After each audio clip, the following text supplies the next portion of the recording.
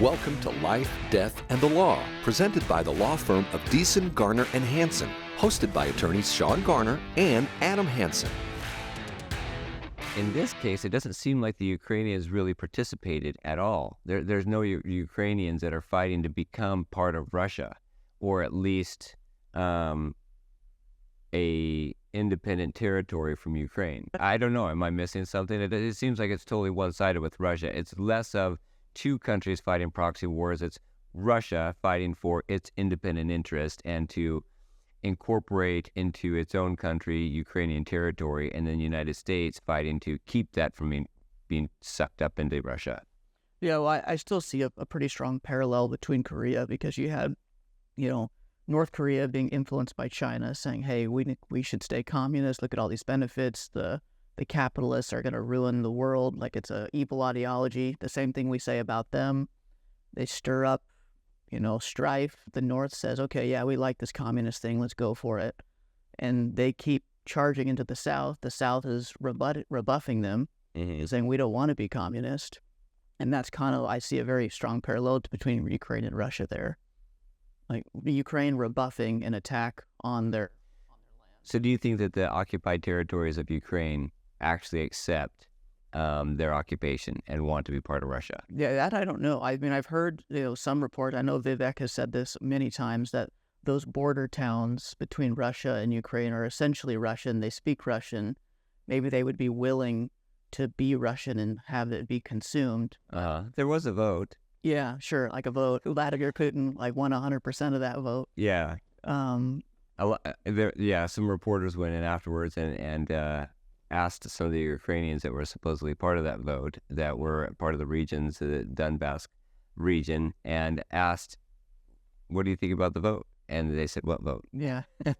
Which, is pretty much par for the course, I think, for Vladimir Putin. He's been one of the most, popular elected world leaders for many years now. You wonder how that would be. Kind of like Xi Jinping. He's also very popular amongst his people.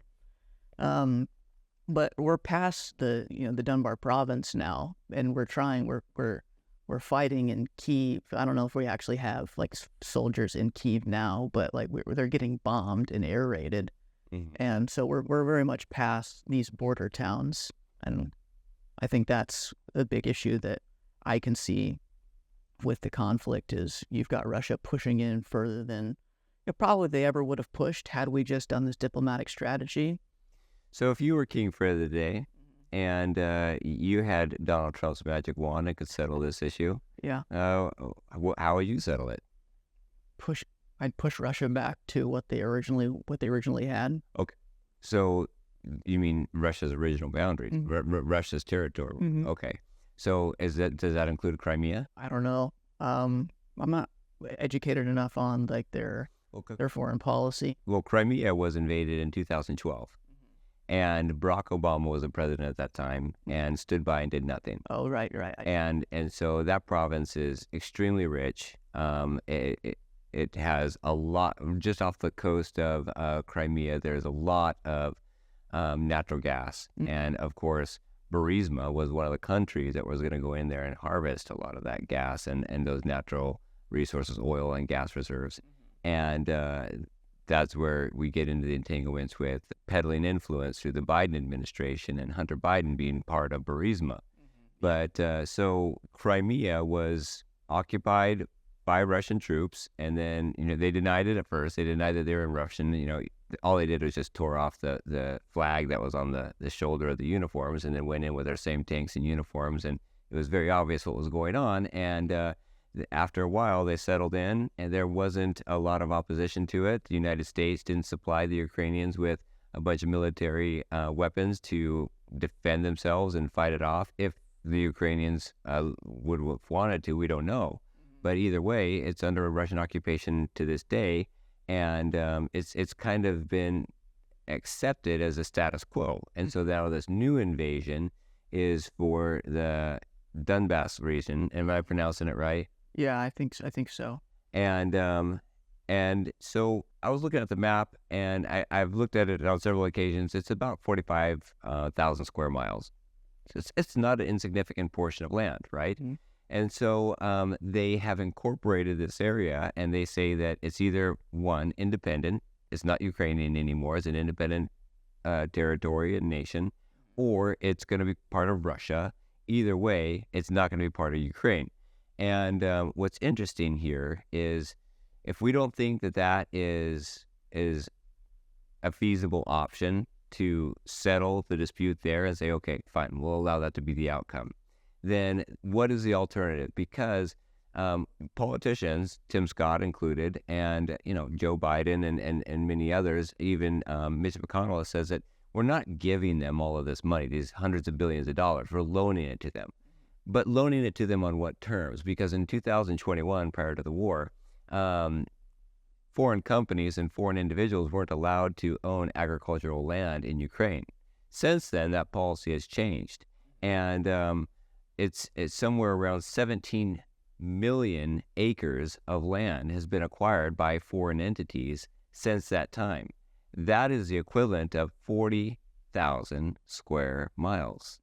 And so the amount of territory that Russia occupies now since the beginning of the war is the same amount of territory that has been purchased by foreign countries, much of which are United States based, because of the policy that the United States has imposed on them as a condition for the loan that they've given them to fund this. And so what is happening is United States companies are becoming rich both in the military funding by producing the actual arsenal that is being used by Ukraine.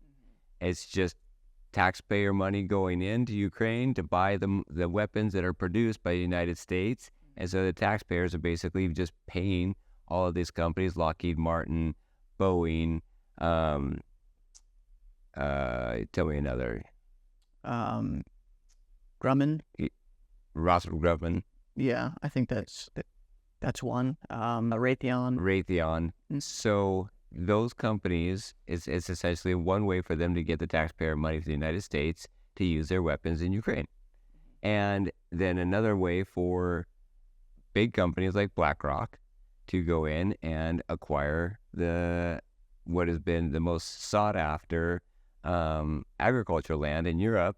And we are the ones that are actually occupying Ukraine through this subterfuge of actually trying to free the Ukrainians. Yeah, I don't think it's super black and white where like the war is either this big hypocritical, money grab, or there's no, moral, maybe, what's the word I'm looking for? Like moral upside to being there. I think I can very well see it being a group of people who take advantage of a situation where they can push forward their personal interest while hiding behind a facade that they're a part of this, altruistic effort. But I think that there are people who truly do have the altruism to be there for, what I would call like the right reasons, to differentiate that from just money reasons.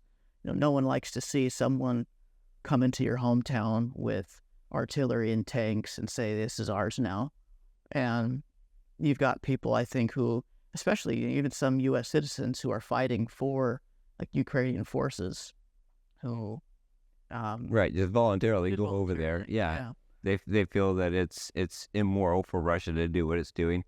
And I'm not trying to make a moral argument for what Russia is doing. What I'm trying to say is we live in an imperfect world. We live in an era where people are bad actors and they impose consequences on the rest of us. And the question is, how do we react? Do we just continue the carnage and fight for what we think is correct? Or do we find some sort of way to settle the conflict and move on? How much worse off would these individuals be that are in the occupied territories of Ukraine if they would have settled the war and negotiated a peace 2 years ago, as opposed to now? 1 million people overall are dead or injured on both sides because of this conflict, and that's just the very beginning of it. If you have questions or want to know more about something that was discussed today, please call the law firm of Deason, Garner, and Hansen at 928-783-4575 or visit yumaestateplanning.com.